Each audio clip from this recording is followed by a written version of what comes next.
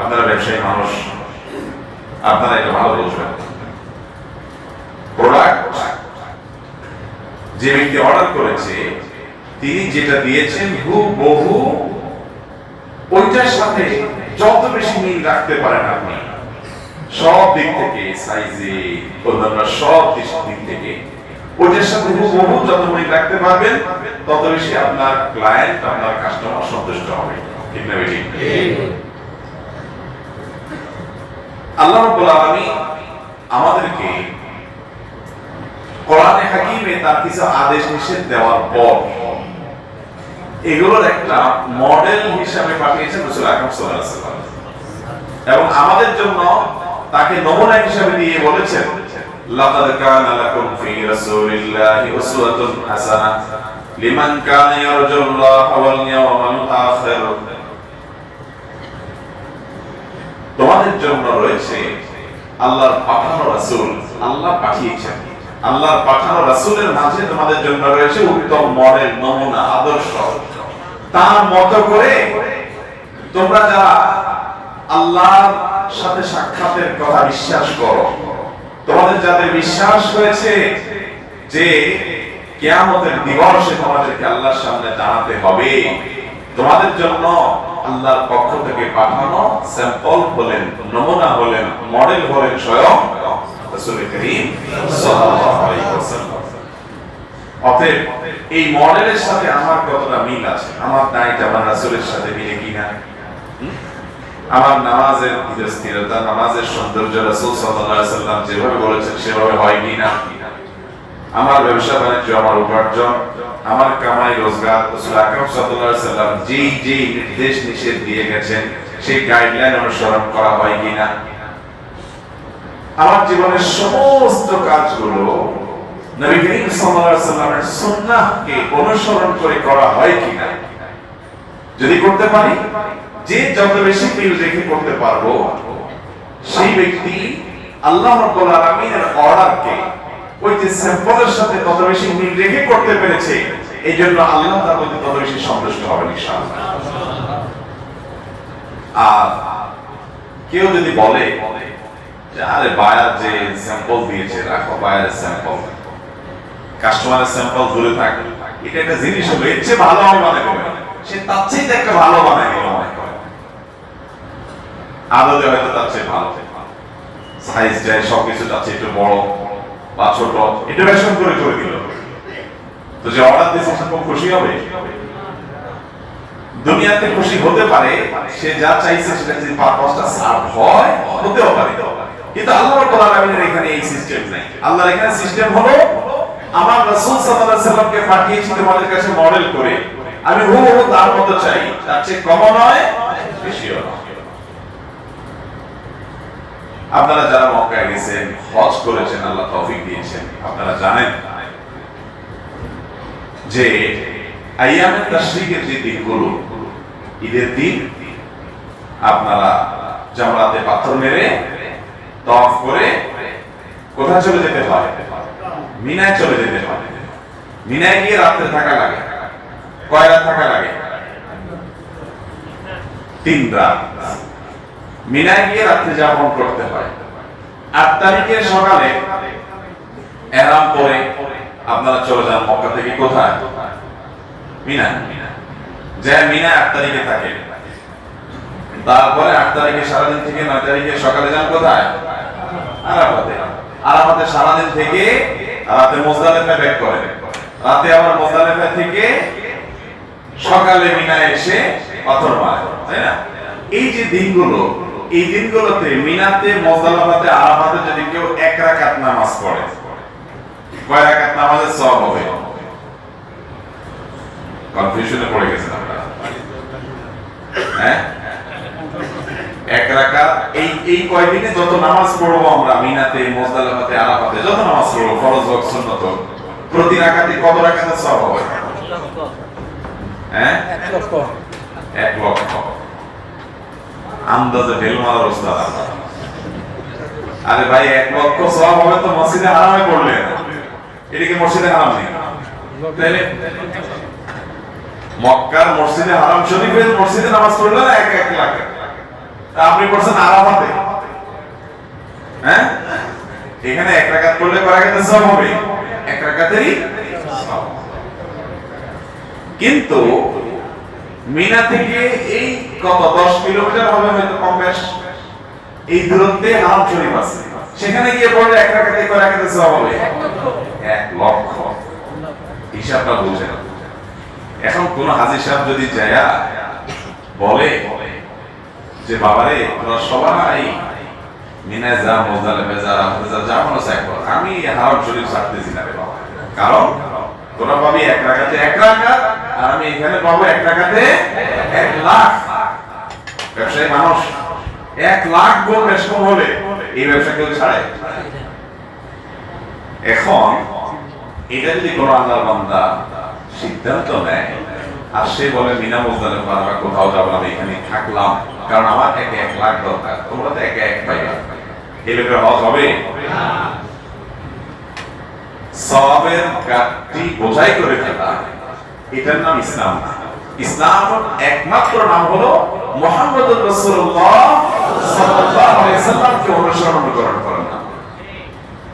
ভাইরা আমার, ইসলাম এক কথায় যদি কেউ ব্যাখ্যা করতে চায়, ইসলাম মানেই হলো আল্লাহ রাব্বুল আলামিন যে রাসূল পাঠিয়েছেন সে রাসূল সাল্লাল্লাহু আলাইহি ওয়াসাল্লামকে কি করা? অনুকরণ, অনুসরণ। এটাই হলো কি ইসলাম। এর বাইরে আর কোন সংজ্ঞা ইসলামের অনেক সংজ্ঞা দেওয়া যায়, কিন্তু এটাই হলো খোলাসা কথা। এখন আপনি যদি বলেন যে না, আমি রাসূলের চাইতে এক ইঞ্চি বেশি বুঝতে চাই, আর একটু ভালো করতে চাই, তাহলে কোনোদিনই আল্লাহকে সন্তুষ্ট করা সম্ভব হবে না। বরং নবী করিম সাল্লাল্লাহু আলাইহি ওয়াসাল্লাম বলেছেন, ইয়্যাকুম ওয়া মুহদাসাতিল উমুর, দ্বীনের মধ্যে, ইসলামের মধ্যে তোমরা নতুন নতুন বিভিন্ন কাজ আবিষ্কার করা থেকে বেঁচে থাকবে। কারণ ফাইন্না কুল্লা মুহদাসাতিন বিদআহ, ইসলামের নামে যত নতুন কাজ করা হবে, সংযোগ করা হবে, এই সবগুলো বিদআত। ওয়া কুল্লু বিদআতিন দালালা, আর সকল বিদআত হলো গোমরাহি, পথভ্রষ্ট করা, মানে ট্র্যাক থেকে সরে যাওয়া, ছিটকে যাওয়া, রাস্তা নাই। ওয়া কুল্লু দালালাতিন ফিন্নার, আর রাস্তা থেকে যদি সরে যায়, সুন্নাত থেকে যদি সরে যায়, তাহলে তার ঠিকানা গন্তব্য শেষে কোথায় হবে? সুন্নাত হলো একটা রোড, এই রোডে যতক্ষণ থাকবেন এর শেষ এবং এন্ডিং হবে জান্নাত দিয়ে। আর সুন্নাতের বাইরে কোনো পদ্ধতি যদি যান, দেখতে যত সুন্দর হোক, যত ভালো লাগুক, সেটা হলো ডাইনে বামের গলিপথ, গিরিপথ, এগুলোতে নেমে গেছেন, তো শেষ গন্তব্য কোথায়? জাহান্নাম। যদি আবার ফিরে মূল ট্র্যাকে আসতে পারেন তো আলহামদুলিল্লাহ, ভিন্ন কথা। আর যদি ওই গিরিপথ, গিরিপথে, গলিপথেই থাকেন, তাহলে ওইগুলোর শেষ মাথায় কি আছে? ওয়াকুল্লু দালালাতিন ফিন্নার। এইজন্য ভাইরা আমার, রাসূল আকরাম সাল্লাল্লাহু আলাইহি ওয়াসাল্লামের সুন্নাতের অনুকরণটাই হলো দ্বীন। দ্বীন মানে কোন আলোচক, কোন বুজুর্গ, কোন নেককার তিনি আপনাকে অলৌকিক কিছু দেখায় ফেললেন, অনেক কিছু ঘটে গেল, এটা দ্বীন না। হ্যাঁ, আল্লাহ নেককার বান্দাদের দ্বারা অলৌকিক কিছু ঘটতে পারে, কিন্তু অলৌকিক কিছু ঘটলে সেটাকে দ্বীন মনে করা এটা না, ঠিক না। দ্বীন মানে হলো রাসূল করিম সাল্লাল্লাহু আলাইহি ওয়াসাল্লাম কি করেছেন, কি করতে বলেছেন। আমরা কে কোন গ্রুপের লোক, কে কোন ইজমের লোক, কে কোন মতবাদের লোক, কে কোন পন্থার লোক, কে কোন ব্যক্তিকে আমরা অনুকরণ করি, এগুলো বড় কথা না। মুসলমানের বড় কথা হলো কি, আমার কাজগুলো রাসূল আকরাম সাল্লাল্লাহু আলাইহি ওয়াসাল্লামের হাদিসের সাথে সামঞ্জস্যতা আছে কিনা, এটা যদি আমি জানতে পারি, নিশ্চিত হতে পারি, তাহলে টেনশনের কোনো কারণ। আল্লাহ রাব্বুল আলামিন কোরআনে কি বলছেন? ফালা ওয়ারাব্বিকা লা ইউমিনুনা হাত্তা ইউহাক্কিমুকা ফীমা শাজারা বাইনাহুম। আল্লাহ বলছেন তার রাসূল সাল্লাল্লাহু আলাইহি ওয়াসাল্লামকে, ফালা ওয়ারাব্বিকা, শপথ আপনার রবের।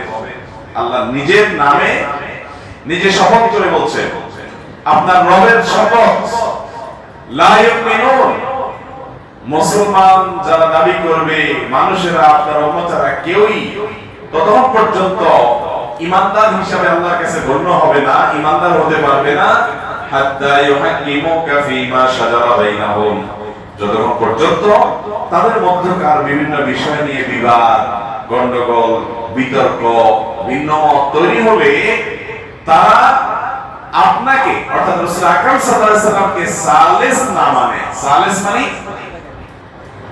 তাকে একমাত্র বিচারক, তাকেই একমাত্র জাজমেন্টাল জায়গায় যদি না রাখে, তিনি যা বলেন সেটাই সিদ্ধান্ত হিসাবে যদি না মানে, তাহলে কখনো মানুষ ইমানদার হতে পারবে না। আমাদের মধ্যে অনেক বিষয় বিতর্ক হয়, বর্ষা হয়, তর্ক হয়। আপনি যেই মতেই থাকেন না কেন, আপনি যদি জানেন যে আপনার মতের সপক্ষে রাসূল আকরাম সাল্লাল্লাহু আলাইহি সাল্লামের কোন একটা নির্দেশ আছে, প্রমাণ হয়েছে, আলহামদুলিল্লাহ, আপনি টেনশন মুক্ত হয়ে যাবেন। আর যদি দেখেন তর্ক করেছেন, বিতর্ক করেছেন, কিন্তু আপনার বিপরীতে যিনি, বিপক্ষে যিনি, ওনার সপক্ষে একটা হাদিস পাওয়া গেল, রাসূল সাল্লাল্লাহু আলাইহি ওয়াসাল্লামের নির্দেশ পাওয়া গেল, তাহলে আপনি ওইটাকে সাথে সাথে মেনে নিতে হবে। আল্লাহ তাআলা আয়াতের একটা পর্যায়ে বলছেন যে সুম্মা লা ইয়াজিদু ফি আনফুসিহিম হারাজাম মিম্মা কাদাইত। আমাদের মধ্যে যখন বিভিন্ন বিষয়ে তর্ক গন্ডগোল লাগে, তখন আমরা যখন হাদিস কোরআন খুঁজতে থাকি যে কি আছে না আছে, দেখি কার পক্ষে কি আছে কি না আছে, তখন হাদিস কোরআন যদি আমার মতের বিপক্ষে পাওয়া যায়, তখন আমরা কি করি? সাধারণত বেশিরভাগ মানুষ আমতা করি, তখন আচ্ছা দেখি তাহলে কি হয়েছে, আচ্ছা আরো দেখতে হবে, এরপর কি বলে আরো দেখতে হবে, হাদিস পাইছি রাসূল আকরাম সাল্লাল্লাহু আলাইহি ওয়াসাল্লাম বলেছেন, তারপর মানতে পারে না, মন মেনে নেয় না। এইজন্য আল্লাহ বলছেন সুম্মা লা ইয়াজিদু ফি আনফুসিহিম হারাজাম মিম্মা কাদাইত। রাসূল সাল্লাল্লাহু আলাইহি ওয়াসাল্লামের ফয়সালা এবং সিদ্ধান্ত জানার পর মনের ভিতর কোনো রকম কাঁচুমুচু থাকতে পারবে না, সাথে সাথে হবে আমান্না সাল্লামনা, আমি ঈমান এনেছি, এবং সাথে সাথে আমি সারেন্ডার করেছি রাসূলের কথা, এর নাম মুসলমান। ওয়া ইউসাল্লিমু তাসলিমা, এবং পরিপূর্ণভাবে মেনে নিতে হবে। ভাইরা আমার, সাহাবায়ে কেরাম রাদিয়াল্লাহু তাআলা আনহুম তারা রাসূল আকরাম সাল্লাল্লাহু আলাইহি ওয়াসাল্লামের নির্দেশগুলো মানার ব্যাপারে এতটা সিরিয়াস ছিলেন যে একবার আব্দুল্লাহ ইবনে মাসউদ রাদিয়াল্লাহু তাআলা আনহু মসজিদে আসছেন বাহির থেকে। মসজিদে মুসলমানরা যেরকম ছিল, মুসলমান নামধারী মুনাফিকরাও ছিল, অনেকে মসজিদে এলোমেলোভাবে দাঁড়িয়ে ছিল। অনেক সময় অনেক বেদুইন মানুষও বোঝে না কালচার, এলোমেলোভাবে দাঁড়ানো কিছু মানুষ ছিল।